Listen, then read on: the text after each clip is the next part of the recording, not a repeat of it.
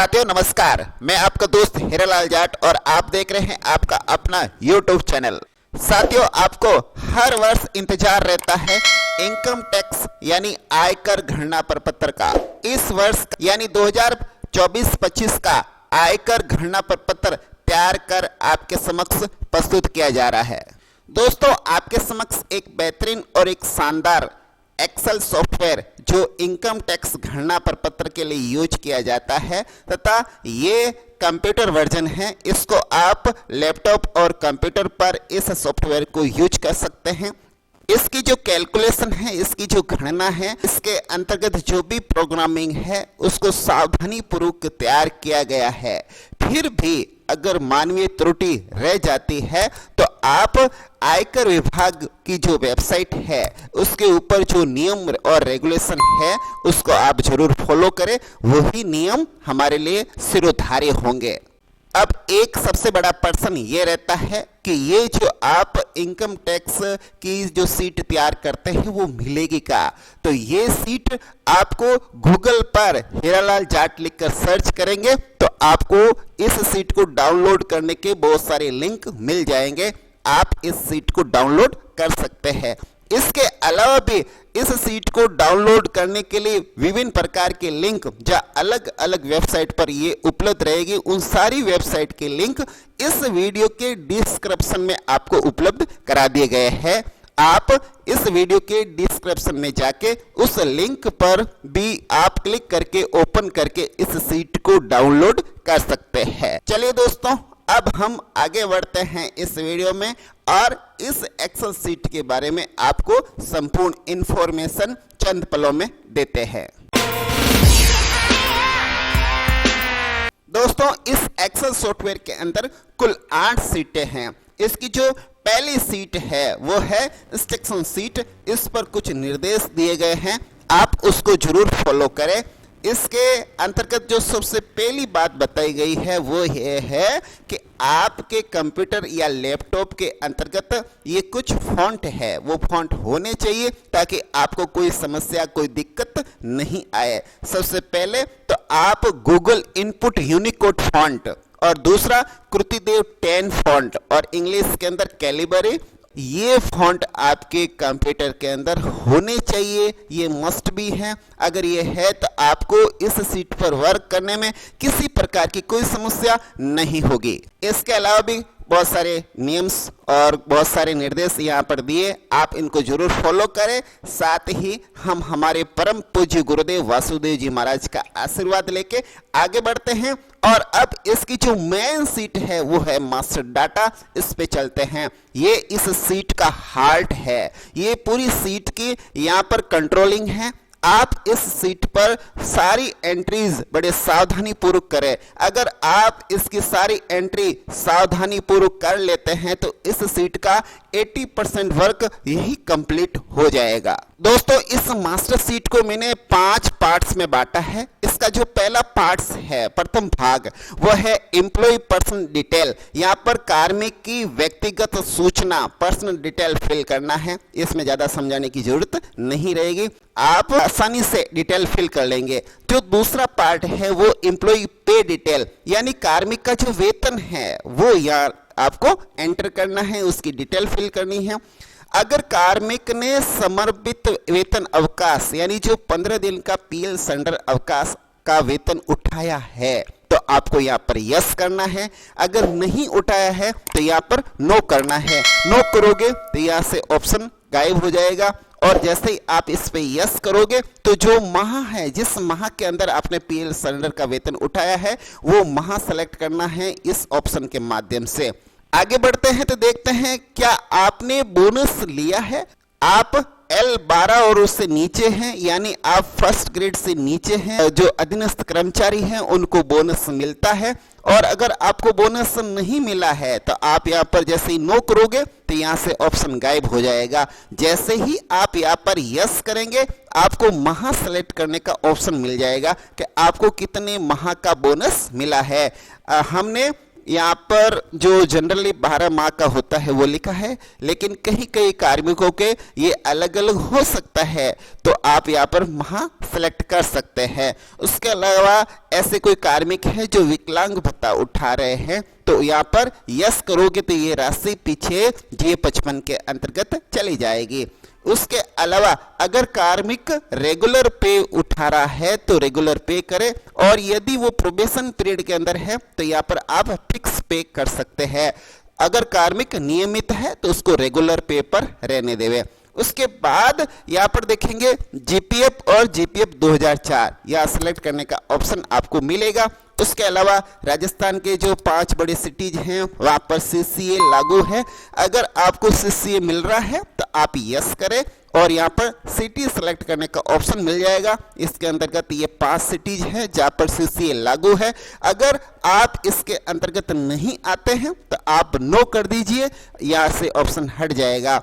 नीचे एक अति महत्वपूर्ण, आप 7th पे का एचआरए जो उठा रहे हैं वहां पर 9 और 18 सिलेक्ट करने का ऑप्शन रहेगा, लेकिन अभी फिलहाल हमारा जो डीए है वो 50% को क्रॉस कर चुका है, इसलिए हमारा एचआरए भी परिवर्तित हुआ है। और ये अभी जो फाइनेंशियल डिपार्टमेंट यानी एफडी से जो आदेश पारित हुआ है फिलहाल 1 नवंबर 2024 से हमें दिया जा रहा है। अगर बाद में संशोधित होगा तो हम अपडेट कर देंगे। फिलहाल ये 1 नवंबर 2024 से दिया जा रहा है। आप यहाँ पर जो भी आपका एचआरए जैसे 9% है तो यहाँ 10 हो जाएगा, और 18 है तो आप यहाँ पर 20 सेलेक्ट कर सकते हैं। ये दोनों ऑप्शन रहेंगे आपके समक्ष। अगला जो इसका पार्ट है वो आपके जो वेतन बनाने की अवधि है।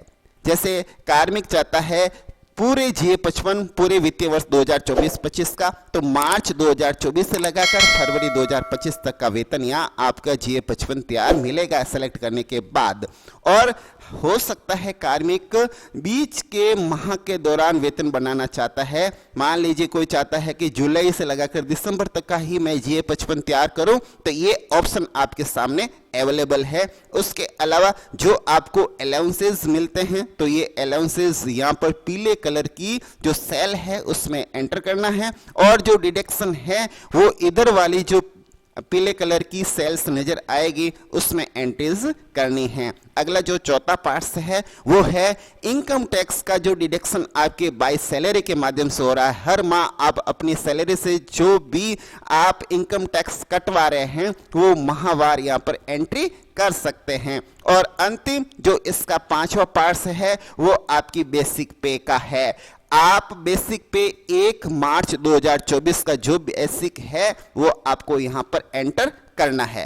आगे जो 2 ऑप्शन हैं, अगर इंक्रीमेंट के अलावा आपके वेतन में कोई परिवर्तन हुआ है, चेंजिंग हुआ है तो ही एंटर करना है, अन्यथा आप यहाँ से इसको खाली कर दीजिए, आपको कुछ नहीं करना है।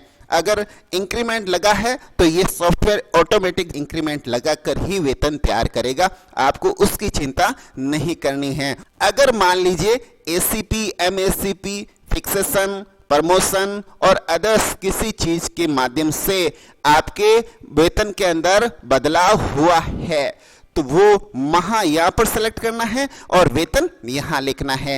एक एग्जांपल दे दो, मान लीजिए किसी कार्मिक का सितंबर माह के अंदर उसके एसीपी या एमएससीपी लगी है, उस वजह से उसका वेतन चेंज हुआ है, तो मैंने यहाँ पर अगस्त माह कर दिया, या हो सकता है सितंबर तो मैं सितंबर सेलेक्ट कर दूं, अक्टूबर है तो अक्टूबर सेलेक्ट कर दूं। इस प्रकार मैंने माह सेलेक्ट कर दिया और वेतन उसका चेंज हुआ है और उसका वेतन इस प्रकार से बदलाव आया है, यानी एमएससीपी के माध्यम से अब उसका वेतन ये हो गया है, तो मैं ये एंटर कर दूंगा और ये वेतन मुझे मिलना चाहिए सितंबर से, तो ये सितंबर से ये एंट्री आपके पीछे G55 के अंदर ऑटोमेटिक आ जाएगी। अभी मैं आपको दिखा देता हूं, पहले तो मैं इसको हटा के दिखाऊंगा फिर ये करके दिखाऊंगा आपको G55 पे। यहाँ पर सारी एंट्रीज कंप्लीट हो चुकी है। अब आपको आगे बढ़ना है।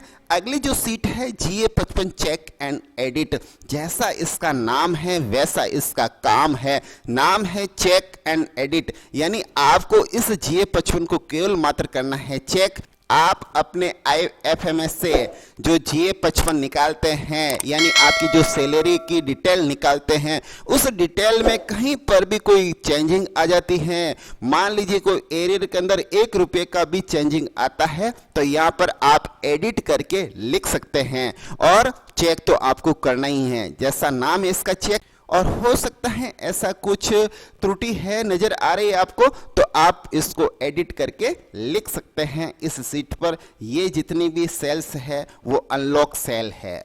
मैं यहाँ से ये हटा देता हूँ मंथ, तो और यहाँ से ये राशि हटा देता हूँ। अब जाके देखूंगा तो ये वेतन आपका यहाँ तक जो जून है, जून तक वो वेतन आ गया। उसके बाद जुलाई में इंक्रीमेंट लगा और ये आपके फरवरी तक का वेतन आ गया। और बदलाव किया हमने सितंबर माह के अंतर्गत जो MACP लगी थी, उस वजह से वेतन के अंदर बदलाव आया था, वो हमने बदलाव यहाँ कर दिया है। अगर आप अपने GA55 को यहाँ आकर देखेंगे तो वो बदलाव यहाँ पर आपको दिखेगा। तो इस प्रकार आपको ज्यादा कुछ नहीं करना है, मास्टर सीट पर एंट्रीज सही सही कर लेनी है। ये आपका GA55 तैयार हो चुका है। आगे बढ़ते हैं।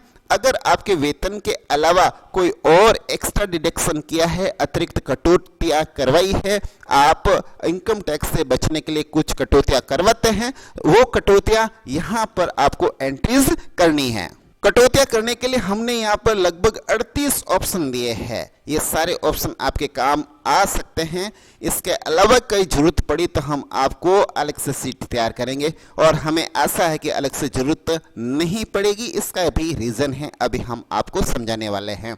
अब आप देखिएगा यहाँ पर 2 एंट्री अति महत्वपूर्ण है। एक तो है स्टैंडर्ड डिडक्शन, इसको चेक कर लीजिए। पिछली बार ये 50,000 था, इस बार सरकार ने हमें थोड़ी और छूट दी है, 75,000 कर दिया है।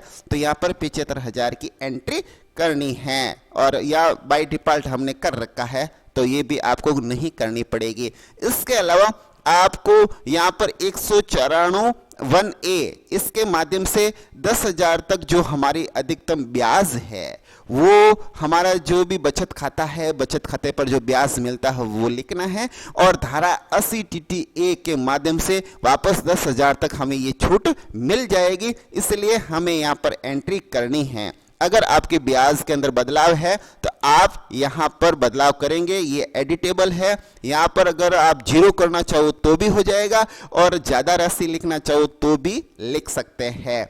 ये 2 एंट्रीज मैंने क्यों बताई, इसका रीजन है कि अगर आप न्यू टैक्स रेज्यूम लेना चाहते हैं तो ये 2 एंट्री ही आपको करनी है, ये अति महत्वपूर्ण है। इसके अलावा तो हमें न्यू टैक्स रेज्यूम के अंतर्गत कोई छूट मिलने वाली है नहीं।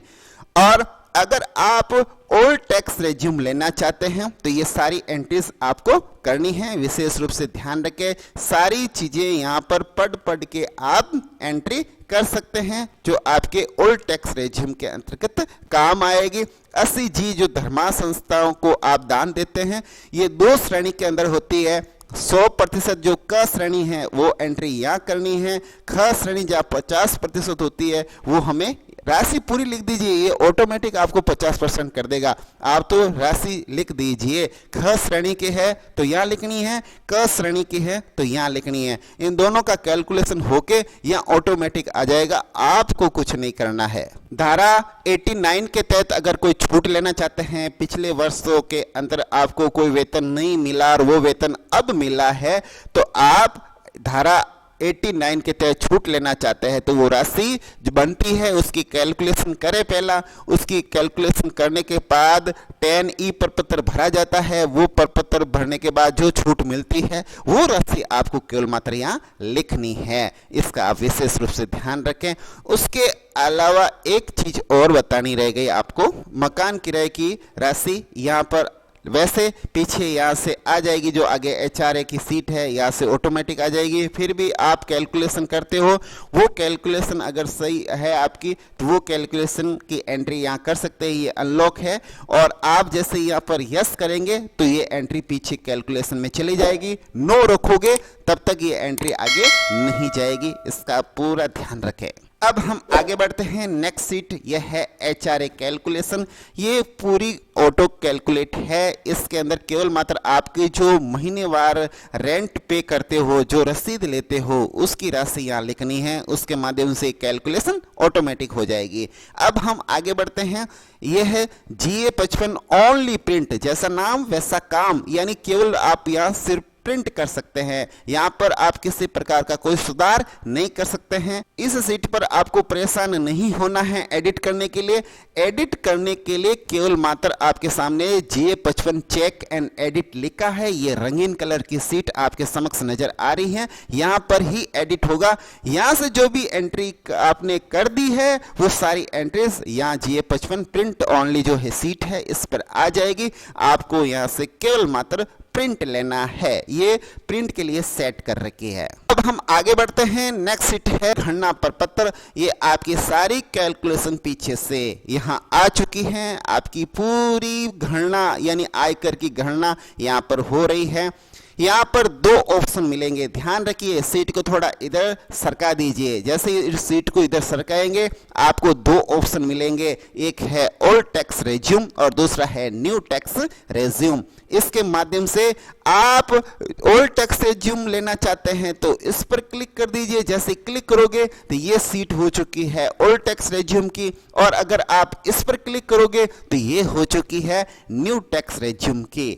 अब ये सारी गणना अब न्यू टैक्स रेज्यूम से है, तो न्यू टैक्स रेज्यूम की जो भी गणना है इस पे आ रही है, इसकी कैलकुलेशन हो रही है, और लास्ट में जाके आपको रिफंड मिलने वाला है या आपको पे करना है ये आ जाएगा। अगर आपको रिफंड है तो इस प्रकार से ये अलग कलर में आएगा, और जैसे ही आप इसको ओल्ड टैक्स रेज्यूम पे ले जाते हो तो ये गणना हो रही है ओल्ड टैक्स रेज्यूम की। इसके अंदर आपको 1.5 लाख सीमा तक जो छूट मिलनी है वो मिलेगी, और दूसरी कोई छूट मिलनी है तो वो मिलेगी। उसके अलावा अन्य धाराओं में अगर आपने एंट्री की है तो वो सारी छूट मिलने के बाद इसकी कैलकुलेशन होगी, और कैलकुलेशन होने के बाद अगर आपको पे करना है तो ये रेड कलर में आएगा।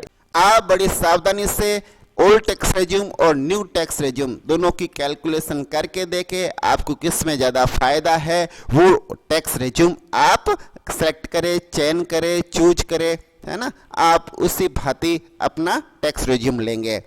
एक चीज का ध्यान रखें, यहाँ पर आपने अभी देखा कि मैंने न्यू टैक्स रेज्यूम किया तो मेरे यहाँ पर रिफंडेबल था, और जैसे ही मैंने ओल्ड टैक्स रेज्यूम किया तो यहाँ मुझे इतना पे करना पड़ रहा है। इसका क्या कारण हो सकता है, इसका कारण भी मैं आपको समझाऊंगा। जबकि मुझे 1.5 लाख सीमा तक छूट भी मिली है फिर भी मुझे इतना पे करना पड़ रहा है। इसका रीजन क्या है? इस बार न्यू टैक्स रेज्यूम को इस प्रकार से बनाया है कि कार्मिक न चाहते हुए भी उसको न्यू टैक्स रेज्यूम लेना पड़ेगा, और कार्मिक चाहते हुए भी ओल्ड टैक्स रेज्यूम को नहीं ले पाएगा, क्योंकि सरकार ने न्यू टैक्स रेज्यूम की स्लैब को ही इस प्रकार से बना दिया है कि उसको न्यू टैक्स रेज्यूम में थोड़ा फायदा बेनिफिट मिलेगा, और सरकार को ओल्ड टैक्स रेज्यूम खत्म करने की जरूरत नहीं पड़ेगी, क्योंकि कार्मिक खुद कह देगा कि भाई रहने दे।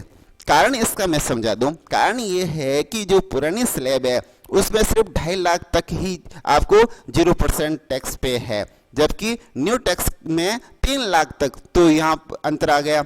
उसके बाद 2.5 से 5 लाख तक उसको 5% है, जबकि यहाँ पर 3 लाख से 7 लाख तक 5% है। ये कैलकुलेशन बहुत बड़ी होती है। उसके बाद 5 लाख से 10 लाख तक सीधे 20% की कैलकुलेशन हो रही है, और यहाँ पर 7 लाख से 10 लाख तक 10% है। 7 से 10 का मतलब 3 लाख पर 10% का मतलब होता है 30,000, जबकि ओल्ड में 5 लाख से 10 लाख पर सीधे 20% का मतलब ये होता है कि ये 5 लाख पर 20% से 1 लाख का इनकम टैक्स बन जाएगा। जब हम इसकी कैलकुलेशन करेंगे तब हमें पता चलेगा कि हमें कौन सा टैक्स रेज्यूम लेना है। अब आगे इसके अंदर एक चीज और समझा देते हैं। धारा 87A, इसके तहत क्या होता है कि जो ओल्ड टैक्स रेज्यूम है उसमें 5 लाख तक की राशि तक हमें पूरी छूट मिलती है टैक्स के अंदर, और अगर न्यू टैक्स रेज्यूम लिया है तो 7 लाख तक आपको कोई टैक्स पे नहीं करना पड़ता है, उसको पूरी छूट मिलती है। और आगे marginal relief benefit under section 115 BAC under section 1, यानी इसके अंदर क्या छूट मिलती है, अगर किसी एम्प्लॉय ने न्यू टैक्स रेज्यूम लिया है इनकम टैक्स फिल करने के लिए, तो उसको 7 लाख के बाद भी उसको छूट मिलेगी। मार्जिनल रिलीफ कहते हैं, 7,27,727 रुपए तक उसको छूट मिलती है। तो इस प्रकार न्यू टैक्स रेजिम को सरकार ने इस भांति बना दिया है कि आदमी न चाहते हुए भी उसको न्यू टैक्स रेजिम में फायदा मिलेगा।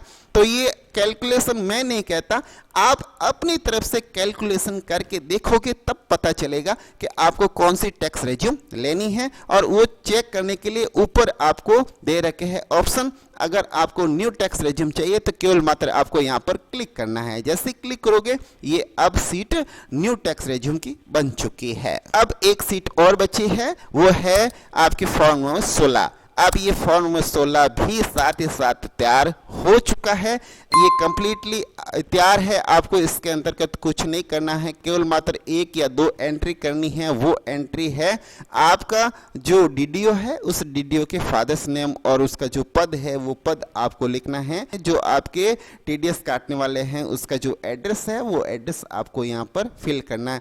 जो फिल करना है वो अलग कलर में कर दिया ताकि आपको समझ में आ जाएगा। अब मैं आशा करता हूं कि ये सॉफ्टवेयर आपको अच्छा लगेगा और इसके अंदर सावधानी पूर्वक प्रोग्रामिंग की गई है ताकि आपको कहीं दिक्कत नहीं आए। हम आशा और विश्वास करते हैं कि ये सॉफ्टवेयर आपको बहुत पसंद आएगा। और अगर आपको ये अच्छा लगता है तो YouTube चैनल पर आप जरूर कमेंट करके लिखें, हमें बहुत अच्छा लगेगा। आपका फीडबैक हमारे लिए वरदान साबित होगा। अब हम आपसे आज्ञा लेते हैं। नमस्कार, वंदे मातरम, जय हिंद।